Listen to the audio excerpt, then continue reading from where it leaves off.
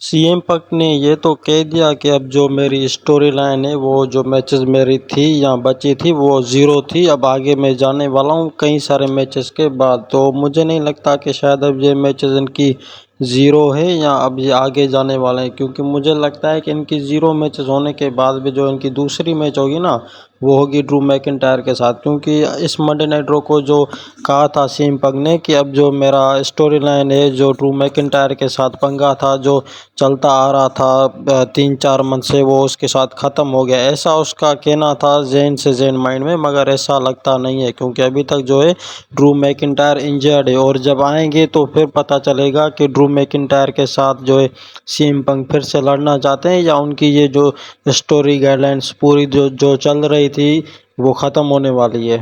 और मुझे तो भाई लगता है कि 100% लगता नहीं, बल्कि मैं कह रहा हूँ 100% जो सीएम पंक की जो मैच होगी ना, वो मुझे लगता है कि शायद ड्रू मैकिंटायर के साथ ही होगी। वो इसलिए क्योंकि भाई कोई बंदा आके जो किसी को इंजर्ड कर जाए या बुरे तरीके से ख़तरनाक तरीके से उसको हरा के चला जाए, फिर तो उसकी स्टोरी लाइन वहाँ पे स्टॉप तो नहीं होगी ना। तो ऑफिशियली कि उनकी शायद अब जो है दूसरी मैच भी चलने वाली है। और हाँ भाई, अब कोई शक नहीं करेगा और ना ही करेगा, क्योंकि जे उसो जो है ना अब इंटर कॉन्टिनेंटल चैंपियनशिप के मेन इवेंट के साथ जो है अगले नेक्स्ट लेवल पर भी वो जाने वाले हैं। तभी उसको जो है एनएक्सटी में जो है एंट्री करवा दी गई थी। और भाई वो एंट्री किस बंदे के सामने कराई दी गई थी, क्योंकि जो वो बंदा था ना दूसरा, और जो जे उसो था, उनका जो था ना एक ही जो था ना मूवमेंट था, वो यीट था करता था, और वो उसका जो दूसरा था वो दूसरा उसका अलग से जो ट्रिक होता है वो करता है। और फिर जे उसो जैसे ही उसके सामने खड़े हो जाते हैं ना, वो अपना यीट करता है, पब्लिक भी उसके साथ यीट करती है, और जो दूसरा बंदा है वो भी अपना जो है ना मूवमेंट दिखाता है, और फिर वो पब्लिक जो है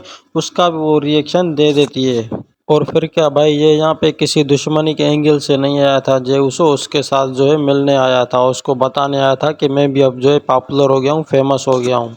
और हाँ भाई, ये जो स्टोरी है ना रैंडी ऑर्टन की, मैं शायद अब इसको ना ज़्यादा से ज़्यादा खींचना नहीं चाहता हूँ, मगर आपको एक बात जो है ऑफिशियली बता देता हूँ। पहले तो यहाँ रैंडी ऑर्टन जो है रिटर्न करते हैं और उस दूसरे बंदे को जो है आरकेओ मारते हैं, मगर वो मिस हो जाता है। फिर उसको उठा के जो है दूसरा आरकेओ मारते हैं और वो मैच जो है आसानी से जो है विन कर जाते हैं। और भाई ऐसा पहली बार हमने देखा है कि रैंडी ऑर्टन जो है मैच जो है जीत जाने के बाद भी जो है ना दूसरे बंदे को कभी भी कैरेक्टर जो है नहीं देता, रिस्पेक्ट नहीं देता है। मगर आज जो रैंडी ऑर्टन ने किया ना एनएक्सटी में, वो एकदम से लाजवाब था भाई। और ऐसा क्यों करवा दिया गया, मुझे लगता है कि शायद इसमें भी किसी ना किसी का हाथ होगा, ज़रूर होगा, क्योंकि अब जो दिखाना चाहते हैं ना रैंडी ऑर्टन को, वो एकदम से ग्रेट जो है ना, यानी कि बेबी फेस वाला जो जिसे कहा जा सकता है, वही दिखाना चाहते हैं। और भाई इतना तो रैंडी ऑर्टन जो है केविन ओवेन के साथ भी जो इतने टचेस में नहीं रहा था कि मैच जो है जीत जाने के बाद उसकी रेस्पेक्ट करता है या उसको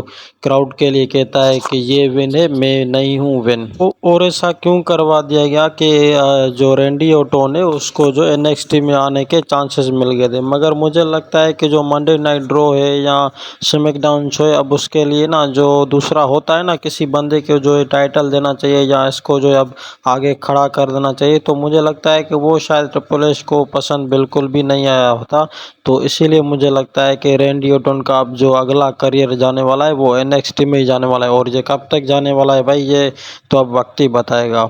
और हाँ भाई, कल का जो मेरा वीडियो आने वाला है ना, वो स्पेशली ऐसा वीडियो मैं लाऊंगा आप लोगों के लिए, आप दोस्तों के लिए, जो आपको एंटरटेनमेंट कर दे। वो उसमें जो है हर न्यूज़ होगी, रोमन रेंस के खिलाफ होगी, कोडी रोज के खिलाफ होगी, हर बारे में होगी। बस आप जो है चैनल को सब्सक्राइब करते रहिएगा और मेरा ऐसे ही साथ दीजिए रहिएगा।